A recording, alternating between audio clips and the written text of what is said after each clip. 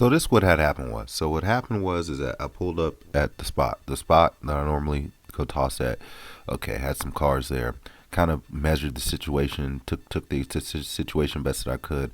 I was like, nah, let's not do that. Can't afford to be. There's two cars I would have had to throw in between. So I said, let's not do that. I said, let's not do that. Calculated decision. I can't afford can't afford the fuckery that situation would have led to. So walked over here. This is my dad's lot, probably about a mile or so away. I don't know. I don't know if it was a mile, but it was a little bit. It was a little bit of a mob. So walked over here. Swampland. What do you do? And I could have taken some more throws today, but once again, kind of a calculated decision, measured decision. There was some cars that were right next to where I was throwing. If you can see in one of those other videos, there's some cars right next to there, and also was like, well, if you shank one, that's gonna be in that RV there that looked a little expensive.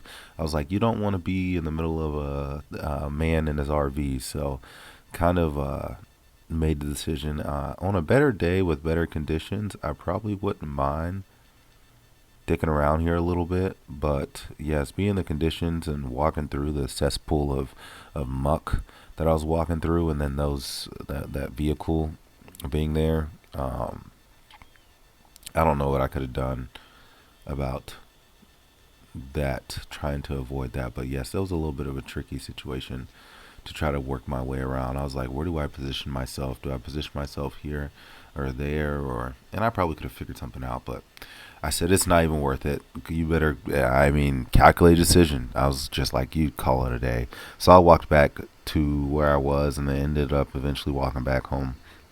Said that I could at least do some winds. I was going to do some turns, kind of let it get a little bit dark outside. I was like, I'm not about to mess with that. But that's kind of how the cookie crumbles sometimes. You gotta know when to hold them, know when to fold them. You got y'all have heard that old chestnut before. So wish I would have got a little bit more work in, but you live to fight another day, as I would always say. So no, you can't. I can't afford to. Like I said, calculate it. You can't afford to be breaking stuff and being a hammer, because somebody will come after your ass. They don't like. They don't like hammer throwers as it is. I would recommend, if you're ever in the situation, in the predicament, walk away. It ain't worth it. It's not worth it ever. Most of the time, if there's a car there and I can work around it, okay. But double trouble, triple trouble, quadruple trouble, no. One of my very, very good friends actually hit a car with a hammer while we were in college. Kind of a funny story that we bring up when we talk shit about. So thank God the school paid for that one, because it was their fault. They didn't have the gates, the full cage there, so it wasn't our fault. But kind of a short day. Got a little bit of this and a little bit of that. What can you do? But that's just about all I got. You already know what the deal is. Run on your toes, keep your mouth closed, lock your doors, and save your throws. Most importantly, let it fight another day. I'm to get out of here.